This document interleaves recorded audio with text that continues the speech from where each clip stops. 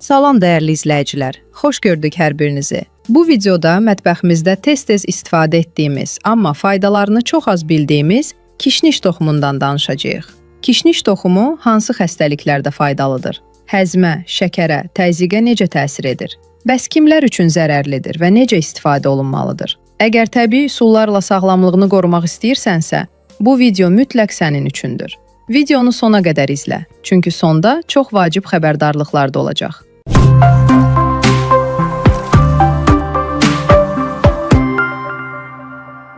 Kişniş toxumlarından əldə edilən kişniş ədviyyatı yeməklərdə tamamlayıcı rol oynamaqla yanaşı, bir çox sağlamlıq faydaları da təqdim edir. Sistemli və dövri xəstəliklərə qarşı faydalarına görə istehlak edilən kişnişin qida rasionunuza daxil edilməsi bir çox sağlamlıq problemlərindən xilas olmağa kömək edir. Kişniş toxumu mətbəxdə ən çox istifadə edilən ədviyyatlardan sayılır. Kişniş toxumu antioksidant təsirə malik olmaqla yanaşı, ürək xəstəliklərində xəstələrə yüngülləşdirici təsir bağışlayır. Kişniş toxumu qanda qlükozanın miqdarını normallaşdırmaq qabiliyyətinə malikdir. Kişniş toxumu hər cür xərçəng növünə qarşı qoruyucu təsirə malikdir. Kişniş toxumu çayı mədə-bağırsaq fəaliyyətini yaxşılaşdırmaqla yanaşı, bağırsaqların fəaliyyətini sürətləndirir. Kişniş toxumu yemək mədə qıcqırmasını aradan qaldırır. Ağızdan iyi gələn zaman kişniş toxumu çeynəmək qoxunu aradan qaldırır. Kişniş toxumu dəmləməsi bağırsaqda olan bakteriyaların məhv olmasına səbəb olur. Onun antihistamin təsiri orqanizmi allergik xəstəliklərə qarşı qoruyucu təsirə malikdir. Tərkibində olan kalsium osteoporozlu xəstələr üçün çox faydalı sayılır.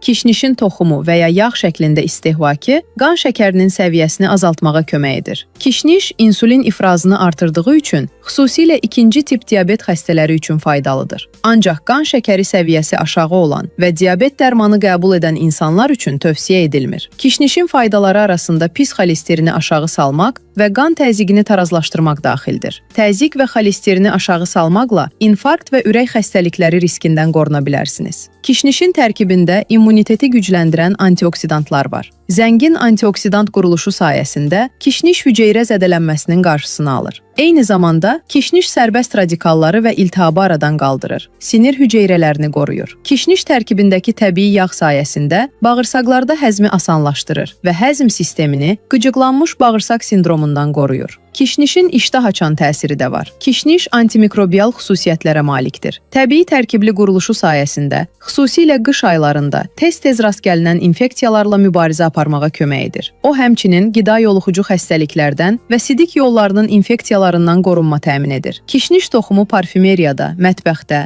xalq və həmçinin ənənəvi tibbdə geniş istifadə olunur. Efir yağları və müxtəlif vitaminlərlə zəngin olan kişniş toxumunun faydaları və müalicəvi xüsusiyyətləri saymaqla bitməz. O, mikrob, virus və göbələkləri öldürür. Ürək və beynin fəaliyyətini yaxşılaşdırır. İnsanı daha gümrah edir. Əhvalı yaxşılaşdırır. Stresi azaldır. Nəfəs yollarını selik və mikroblardan təmizləyir. Nəfəs almanı asanlaşdırır. Öd kisəsində durğunluq proseslərini azaldır. Kişilərdə potensiyanı artırır. Soyuqdəymə xəstəlikləri zamanı çox faydalıdır. Tərlədir. Hərarəti salmağa kömək edir. Orqanizmdən toksinləri xaric edir. Xəstənin vəziyyətini yüngülləşdirir. Kişniş toxumundan müalicəvi dəmləmə hazırlamaq üçün bir xörək qaşığı toxum termosda yarım litr isti suda 1 saat ərzində dəmlənilir və gün ərzində 2-3 dəfə yarım stəkan olmaqla adi çay kimi içilir. Çaya bal da əlavə edə bilərsiniz. Bundan əlavə, yatmazdan əvvəl bir kasa qatığa kişniş toxumları əlavə edib yemək çox faydalıdır. Yatmazdan əvvəl yediyimiz sağlam qidalar bütün gecə bədənimizi bərpa etməyə kömək edər.